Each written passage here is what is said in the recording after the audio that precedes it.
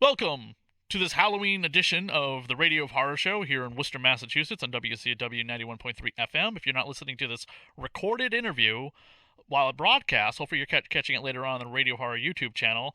Tonight on the show, we have a guest that I have admired for quite some time on three big distinguished TV series, but I seriously got hooked on his performance as Monroe the Blue Blood on the NBC television series Grimm. We have Silas Weir Mitchell on the show with us. Thank you for coming on the show with us, Silas.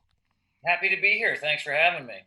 I hope you have some interesting Halloween plans in this weird world we live in. I think there is a drive-in movie planned with the kids, so we'll see how that goes. Ooh, do you know what film? I think it's the Addams Family, if I'm not mistaken. So that should be a hoot. We have drive-in movie theaters have been blowing up like crazy, which is really great because It is, they yeah, were it is. like dinosaurs for a while.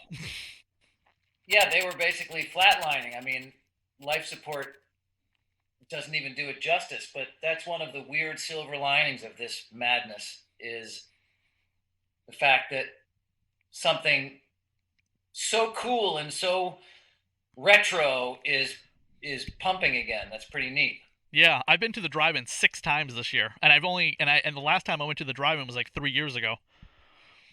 Yeah, I've been to the drive-in once in my life, and I was little and I barely remember it, so I have to get back to it.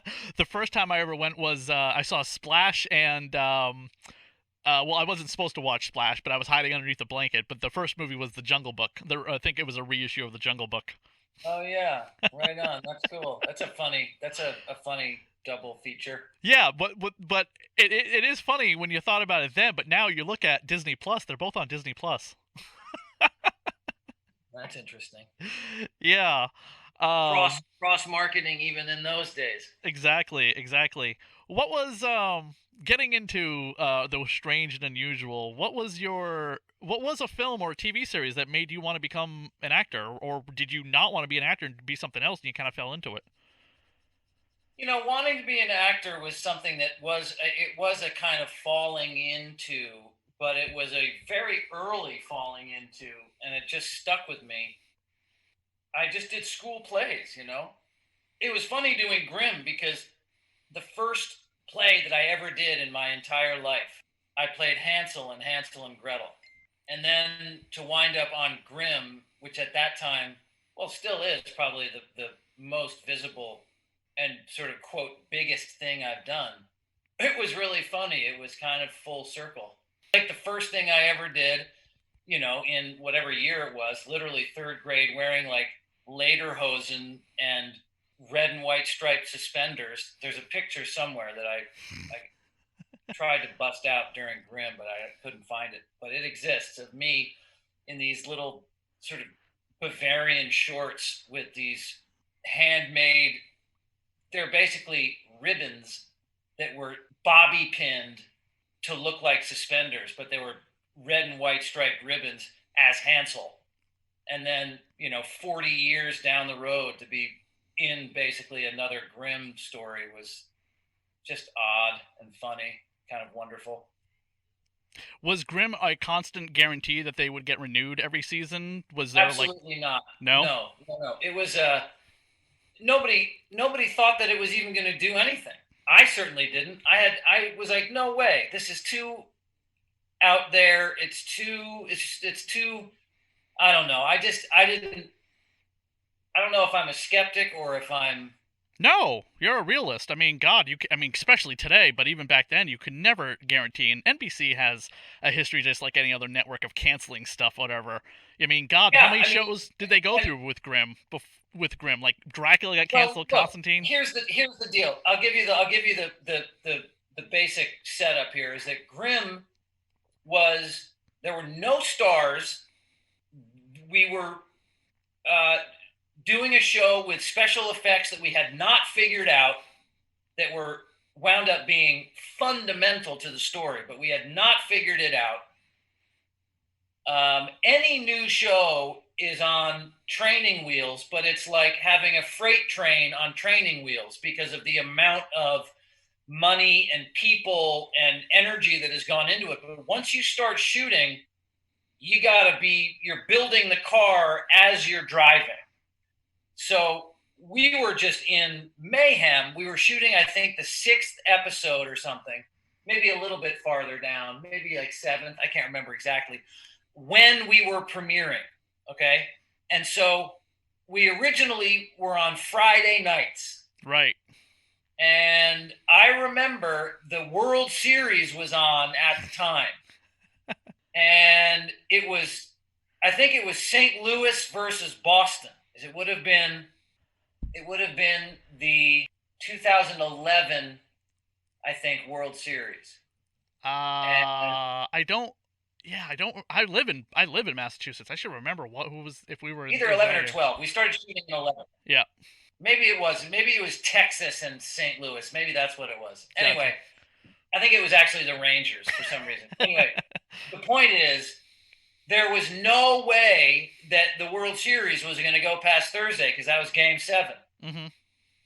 One of the teams, I think it was St. Louis, had 2 games where they could have sewn it up and they were like ahead. We didn't, we just wanted to get this thing out of the way, but there was a rain delay.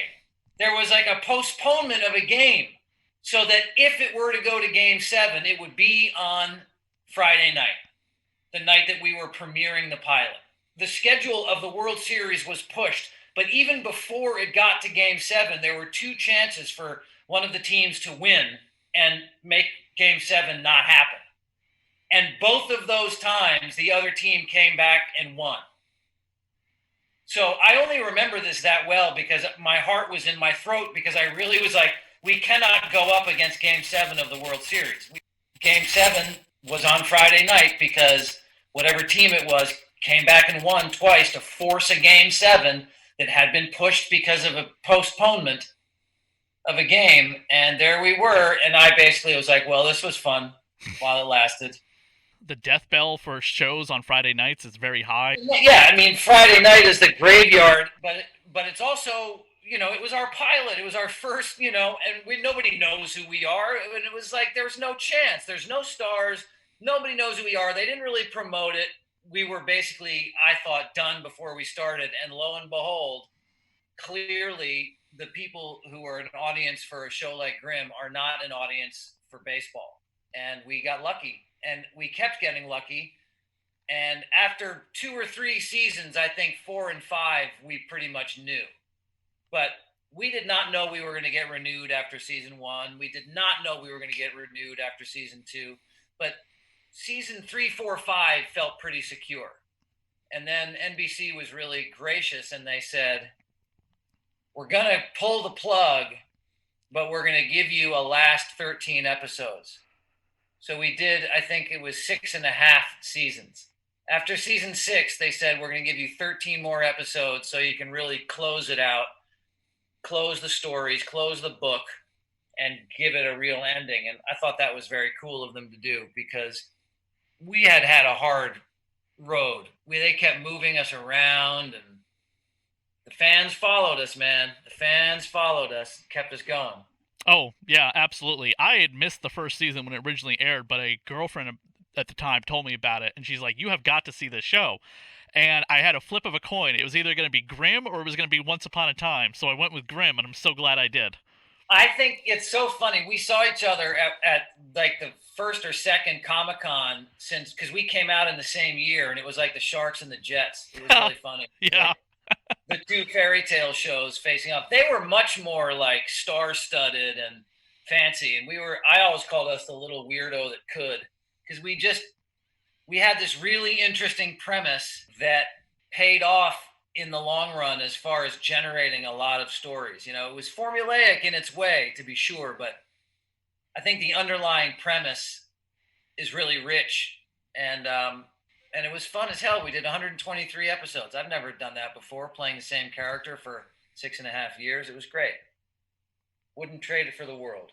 And the fans today, I'm on at least one Grimm group, and they're constantly saying, "Oh, it's gonna come back. It's gonna come back." And I'm like, it just kind of ended. Can we give it a while? Do we need it back right away? How do you feel? Do you think it needs to come back soon, or do you think it should wait like a decade? Oh, God, I don't know. I don't even know how I feel about stuff coming back. It just feels like, can't someone do something new? I mean, Grimm was new. It was wonderful. It was a completely out of left field, sort of unique. It was a unique idea. It was in no way derivative, except, of course, Grimm fairy tales. But we ran out of those after about, 5 episodes. You know what I mean? Right, right. And for a little while there I was trying to like research like what are they basing this on? Then after a while I was like I think they're just like making stuff up. I think it was a lot of ripped from the headlines. One of the main sort of driving elements of some of the best storylines was, one of the head writers and creators, Jim Kauf, along with David Greenwalt from Angel. And one of the reasons I think that we survived early when no one knew who we are and we were against the World Series was David Greenwalt. Just having his name, Buffy and Angel fans knew and know who he is. And I think having him as one of the head writers really helped. But, yeah, he knew a thing or two about creatures. Yeah, exactly. And just that world, the sort of like sci-fi in real life world, like fairy tale in real life kind of stuff. The best relationship on Grimm is not your relationship with your character's wife, Rosalie. I forget the actress's name now, but Bree Turner. Yes, but was with Nick. The bromance between you two. Yeah, it's people either think it's Bree and me or it's David and me. It's one of the two that is like the kind of. We had a great time, man. David, we had just such a blast. But one of the things what I was saying earlier, this isn't something interesting. I think is one of the driving elements of the story was from Jim Kauf, and it was to show elements of history that have been in the history books whitewashed, and the real truth is the Grimm truth. The reason that Van Gogh cut off his ear was for one of these Grimm creatures that make you fall in love with them, one of these Wesen. And the reason, and that Rasputin was a Wesen. You know what I mean? That's why it was so hard to kill him, because he was one of these unkillable Wesen. Like the idea of taking real history and saying, what you think is real history isn't real history. The fairy tales are the real history, but they've had to kind of gloss it over. I always thought that was the best element of the show, where you're explaining things you think you know. Now, you guys didn't shoot in Portland, did you, or you did? Oh yeah, no, we were in Portland for 6 years. That's amazing, because a lot of times you have to be like, oh, it's Georgia is actually Wakanda, or, No, North we were Carolina. shooting Portland for Portland, and we were one of the first shows to actually do that. And then there was another show shooting up there called The Librarians. No, it was The Librarians was up there with Noah Wiley, but there was another one with Tim Hutton. What was that show? It was on TNT, I think, or TBS. Some TV. Yeah, then I don't know, but I know The Librarians. Yeah, I can't remember the name of it right now, but they were shooting Portland for Boston, and then we came up and started shooting Portland for Portland, and then they wrote into their story Portland for Portland, because people were doing what you said. They were using it as another city. I don't know why you would do that. It's the most picturesque, beautiful city. But we were on location all the time. I mean, if you look there's no woods like that in LA, I'll tell you what. No. That was the best part of the show, is that they picked a very nice foresty area. I mean, you talked about one of the writers came from Buffy. It makes sense that so Buffy, the reason why they had everyone drawn to Portland, the reason they had everyone drawn to Sunnydale, California, is because a Hellmouth was there. They never explained, though, why did all the Wesen keep coming to Portland? And it couldn't have been because of Nick. We talked about that. I think the idea was just that they're actually everywhere. That Wesen are everywhere, and it's just that because this guy's a Grimm, he's on top of it and he knows. But they're actually just everywhere. I mean, there was a period of time when there was all this. You watch the 6 o'clock news and you see people doing these crazy things where they're possessed by violence, and crimes of passion and kidnappings and all this horrible stuff. It's like that's Wesen behavior. That's when someone sees red and they do some horrible thing, it's because they've been possessed, some force inside themselves over which they have no control. It happens all day, every day. That was definitely a great aspect to the show. That's what they they made it feel like, the stories were being ripped from the headlines of what you just described. Yeah, and it's human nature. I mean, the scary thing about human nature is that it's completely beyond our control in ways that we're not really willing to reckon with.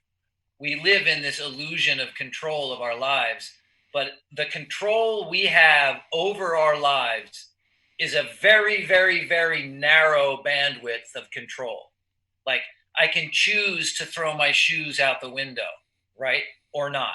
I can choose to have tuna fish or salami from lunch, but I don't choose who I am, where I am. I can choose to be kind, you know, but my life is basically beyond our control in so many ways that I think that's kind of hard for people to deal with. And telling stories about how those forces are at play is really compelling, I think. Are you like in any way like your character in real life? Are you a vegan? Do you speak German by chance? Do you like clocks? No, but my mother has a couple of cuckoo clocks, and I was home on break from the show one day, and I was sitting in the kitchen in a cuckoo clock, and I was like, "Oh wow, look at that! Look at that!" Yeah, I'm like him in a way, in the sense of like I'm sort of bookish, I really read a great deal, and I do know a couple languages, German not being one of them. That's funny. Uh, That is the best episode of the entire show, in my opinion, is when you and Nick finally discover the truth of the keys and your big trip to fake Germany. I think you yeah, guys didn't really go to Germany, right? no, we did not. Okay, that was fantastic. That was everything I wanted the exploration of the keys to be. That was your Indiana Jones moment. You know what I mean? That was literally like an Indiana Jones movie. It totally was, and I'm glad you think of it that way. That was really, really, really fun, and I think one of the great things about the show is that it satisfied those expectations. You know what I mean? But it did it in a way that was sort of unexpected. So it was like, yes, it fulfilled certain, like, at a certain point we have to go to Germany. We've talked about it so much. We've got these maps. We've talked about the Black Forest. You got to go. Yeah. And I think that the part of the fulfilling nature of the show was that it actually went ahead and did things that it didn't pull the rug out from under you. It set things up and it fulfilled them, which I think is kind of a rule of pop culture. You have to do that. Breaking expectations is more art house type stuff, but I think they did it in a really interesting way. I think they fulfilled expectations in an unexpected way, if that's viable. No, yeah, I totally that totally makes sense. Since you're not like a clockmaker or clock fixer of any kind, do you have any cool hobbies, or do you collect anything? No, I don't really collect, and I'm not a collector except of small pieces of art. I have a few pieces of art that I really value. If I collect anything, it's books. Classic I have a books? lot. I like old volumes, and I go, like, for example, I was at a store in Portland looking for a desk chair, and they had these books that were really just set decoration. They were just like on the desk. But one of them was this old leather bound copy of a really classic story by Joseph Conrad called Lord Jim, like a really famous classic novel. And I bought the book, and I was like, "Can I have the book?" And they gave me the book for like $2. And it's this beautiful leather green book with gold, probably faux gold, but gold leafing. And so I do. I'm a bibliophile, as they say. So I really do enjoy books and reading, but I don't, collect feathers or matchbooks or ashtrays from hotels and stuff. No. Did you keep anything from Grimm? I have several pieces of art that were hanging on the walls on the show. Yeah. Was Monroe's house real, or was that a set? It was real in the pilot, and then it got built on stage, because you just have to if you're going to be going for a few years, you just got to have it on stage. Right. So that you can have more space for the camera to move. And I mean, if you look at the house in the pilot and the house that it became, it really got much nicer. It's like, I must have a really thriving clock business. I always find it funny looking through your IMDb and stuff that you've done before prior to Grimm. You were on you were on both the Dark Skies and the X Files, and Dark Skies was kind of like the show that was trying to be the X Files but couldn't quite be the X Files, and then there's the X Files. Yeah, Dark Skies was that thing about like a Russian, like a military unit kind of dealing with UFOs or something. No. Dark Skies was basically it was almost identical to the X Files except for it was set in the 50s. Wasn't there like maybe only the episode I did had a military? Yeah, maybe. Yeah, you did Convict, Strangers in the Night. Sorry, your character was Convict. The episode was called Strangers in the Night. Yeah, I guess I think I was a Rush I played a bunch of Russian bad guys. I think I was a Russian bad guy. Anyway, yeah, Dark Skies and then X Files. The X Files episode I did was kind of a silly one because they had just done some giant reveal episode, you know, some like X Files mythology episode, like Right. a double header, which they always would follow with like Creature of the Week. Right, and So what's funny is that the episode you're in is with Arthur Dales, who was that was Darren McGavin. Darren McGavin. Yeah, Arthur Dales. Okay, so the episode. So I think there's like two parts to the episode. There's like the segment you're in, but then there's like Darren McGavin's character, Arthur Dales, who is the original founder of the X Files. Like in flashbacks to the episodes, Arthur Dales is the first agent that J. Edgar Hoover assigned to the X Files. And Oh years wow. later, Mulder consults to him on a couple cases. So Darren McGavin, the late great Darren McGavin from Yeah, right. Kolchak the Night Stalker, Yeah, I think my whatever I was doing in that show was its own weird like it was the creature feature. It was like there was a hurricane in Florida and there was some creature that comes through the drains. That's all. It's called Aquamala, I think is the yes, name of it. yes, yes, yes, yes. Yeah, I've been around, man. I've knocked around for a while, but I think you've that's been on why every version of CSI too. every version of CSI except I think there's one that came up later, like Cyber, that I've not done. You gotta get on that. You gotta have the what is it called when you do the full hat trick? It's like those actors who've been in Terminator, Predator, or Aliens. You know what I mean? They have the full deck. I don't know, but I did there was another show that had various iterations that I did. I forget what it is right now, but yeah, I've been around for a long time, which is why I waited to do something after Grimm. I waited. That's why you said people thought I had retired. Yeah, we couldn't find. I was like, I guess 3 successful TV series and everything else he's done. He's like, enough is enough. I want to live my life. Well, I do want to live my life, but I also want to keep working. But I only want to work on things that I really want to work on. So I've just been kind of holding out, which is why, the Paradise Lost thing that we were talking about, it's a cool show, but it sort of fell apart. So I'm sorry to hear that. I didn't see it, but I mean it. it had a shot. It had a shot. It had a really cool premise and some good people in it. Was this a net? And Sorry, go ahead. well, it was a little top heavy. Like they approved episodes written that were unshootable within the format that they were doing it because everybody wants to do quote prestige TV. Yeah. Everybody wants to do Netflix. Paradise Lost was a really good premise and had really good people and really good, some good directors, great locations, but everybody wants to do prestige TV. But when your format is 48 minutes with 12 minutes of commercials, which is what the format for Paradise Lost is, you can't approve episodes that are 55 pages long with crazy stuff in them. Mm-hmm. So I think there were some they wanted it to be something, but they weren't writing to the format. So there was some confusion there, and it never settled. It never sorted itself out. I understand. Last question we have, just because I'm a huge fan of his music, so I gotta ask, how was it working with Rob Zombie on Halloween 2? Oh, he was totally cool, totally cool, and he was like easygoing, but got it all done as it needed to get done. And I was only there for a day, but he was a good guy.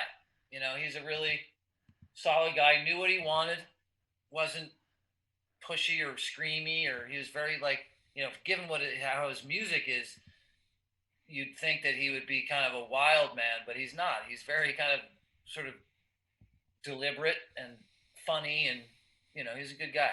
He's kind of like Monroe. I mean, he's also a vegan too, and he's like extremely, well read and well versed in cultures and stuff. That makes sense. That makes sense. I mean, like I said, I was only there for a day, so I didn't really get to know him. I just saw his bedside manner, and he was good on set. He's Sure. one of those people that you look at, and you look at his music, you look at his body of work, you look at his bands, you look at his wife, and you're like, if you don't know anything about him, you get an impression. But everyone I've talked to, and I've only met him once myself, but he is the most like soft-spoken. Hey, how you doing? What's your name? Yeah, That's he's cool. very unassuming. Yeah, which it's one of those few times that it's great to meet your heroes. You know what I mean? And you're like, you're everything I wanted you to be. I didn't want you to be Yeah. a giant, huge, in my face rock star. I just wanted you to be a human being. Yep. Yep. Yeah. He's not pretentious. He seems like a decent cat. Is there anything that you're working with that you want to plug? There's a tree called Food on Foot. It's a really wonderful program for a certain sliver of the homeless population, people who are recently homeless between the ages of 23 and 65, I think, who it's it started out as one guy, Jay Goldinger, feeding people out of the back of his car, and 23 years later, it is not only a food service, which they do every Sunday for anyone who shows up. There is also a core group of people who are presently unhoused, and they have to follow a program that is pretty rigorous in terms of accountability and showing up and learning how to apply for a job and get a job. And it lifts people not only out of homelessness, but gives them the opportunity to actually get jobs, get a house or an apartment, and really truly get them back on their feet so they're no longer dependent on programs such as Food on Foot. It really is a wonderful thing. So I highly recommend anybody who's interested in helping in this time of incredible need to go to foodonfoot.org and check it out and support this incredible program, which is not a handout. It is a program that takes people from homelessness to employment and housedness. It's really quite something. That's awesome, man. I've never, thankfully, thank God, never had to experience that before, but I've had friends that have, and I have nothing but empathy and just absolute. It breaks my heart to hear people, starving and hungry and wanting food, and just it kills me. Yeah, and this is a program that for people who have come upon really bad circumstances beyond their control, as we were talking earlier, it is a way for them gain self-confidence, belief in themselves, and it's a way for people that are not unhoused to show support. It's really goes by the old teach a man to fish adage, give a man a fish, you feed him for a day. Teach a man to fish, you feed him for a lifetime. That's awesome, man. That's really noble of you, and I appreciate your time coming on the show. I definitely hope that you have a safe and happy Halloween and drive-in and everything else coming up, and things turn around for everybody. But I definitely hope to see you back on the small screen or big screen again sometime in the future. My friend of mine is a huge fan of yours, Chandra. Just wanted to say hi and how much she absolutely loved Grimm. Well, thanks, Chandra. Hi back to you. Are you on any social media that fans can find you? This is why people probably thought I was retired. I don't do any social media because I have a problem with it. I think it's a dangerous thing in a lot of ways for the psyche. Oh yeah. For the culture. Yep. And I understand the value of it as a marketing tool, but I don't use it. That's fine. So unfortunately, that's where I am with that. I have a website that is under construction, but self-promotion is not one of my strong suits.